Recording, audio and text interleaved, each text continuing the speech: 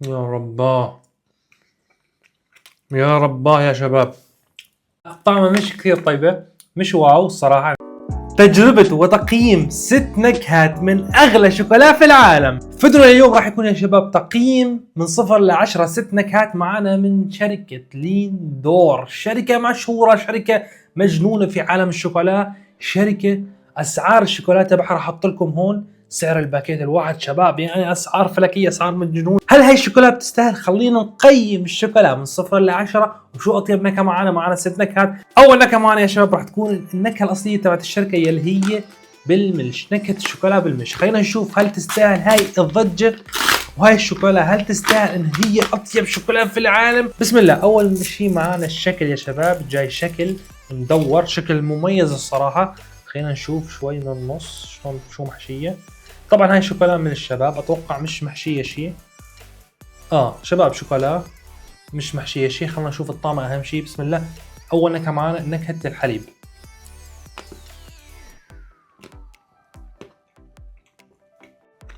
يا رباه، يا رباه يا شباب.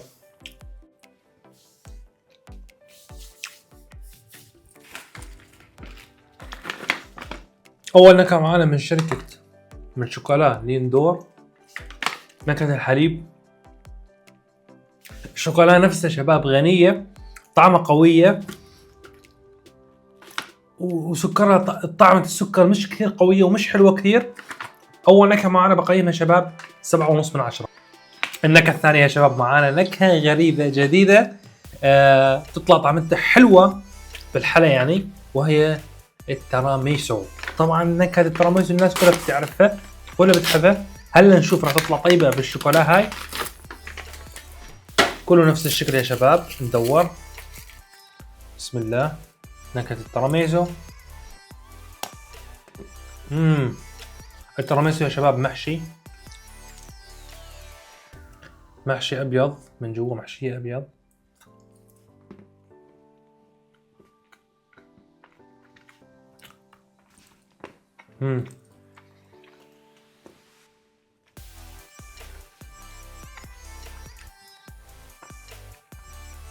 نكهة التراميسو شباب معنا مثل ما انتم شفتوا.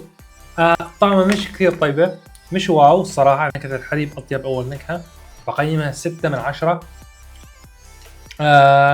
فاجأتني شوي نكهة التراميسو طاغية على الشوكولا هاي، يعني كثير نكهة التراميسو قوية. أنا مش من محبين التراميسو. الناس اللي بتحب التراميسو تجيب هذا المنتج، لا، في جيب التراميسو الأصلي وكل منه، يعني ما فيش داعي تجيب هاي وتاكل طعم التراميسو وتدفع مبلغ كبير. النكهة الثالثة معنا يا شباب، أنا متحمس لها. النكهة هاي شو بتحطها بأي نوع شوكولا تطلع طيبة مفروض يعني. نكهة التشيز كيك، النكهة الثالثة معانا يا شباب. خلينا نشوف نكهة التشيز كيك هل راح تنافس نكهة الحليب لحد الآن. بسم الله. من جوا محشية أبيض.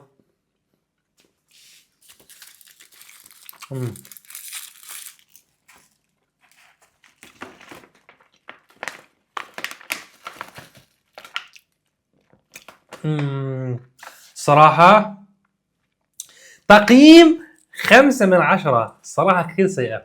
نكهة التشيز كيك في هاي الشركة ليندور غير موفقة. 5/10. النكهة الرابعة معانا أنا متحمس لها، صارت كراميل. الكراميل المالح لازم تكون طيبة الصراحة.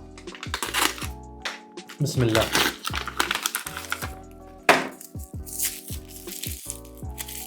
لونه أسود.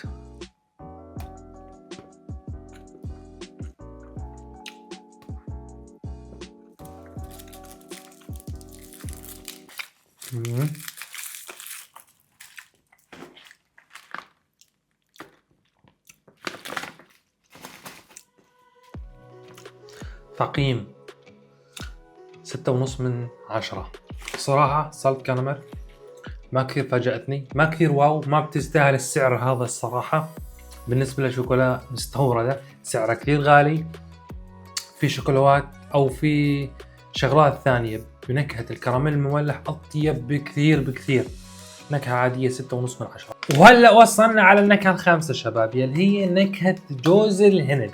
نكهة جوز الهند معانا، بسم الله. من جوا من برا سودا، من جوا محشية ابيض.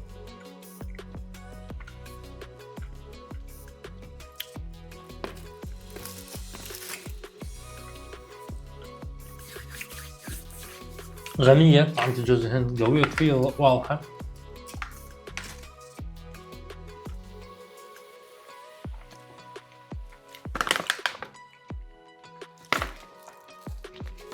تقييم 6.5/10. صراحة في كثير أنا مش من محبين الجوز الهند، طعمة الجوز الهند كثير قوية، لكن إني أدفع هذا المبلغ على هاي الطعمة في شوكولاتات ثانية أطيب جوز الهند. مثلا عندك روفيلو أطيب من هاي بكثير. ليندور نكهة جوز الهند 6/10، مش طيبة، مو انصح ولا برجع بشتريها. النكهة الأخيرة معنا شباب نكهة البستاشيو، إن شاء الله تكون طيبة. نكهة البستاشيو مثل ما انتم شايفين، من برا سودا كمان، بسم الله. من جوا أبيض.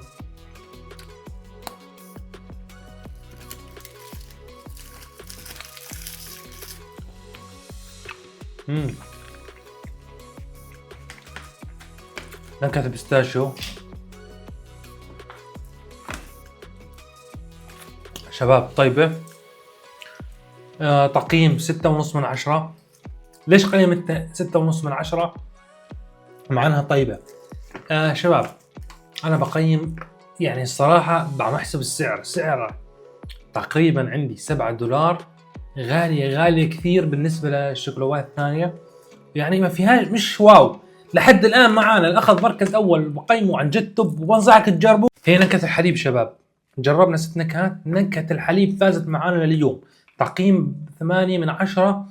طعمتها حلوة، سكرها خفيف عكس الثانيات اللي بالطعمات عم يكون السكر كثير عالي فيها. هاي الطعمة كثير حلوة، فازت معانا. وصلنا لنهاية الفيديو، لا تنسى لايك والاشتراك. سلام عليكم.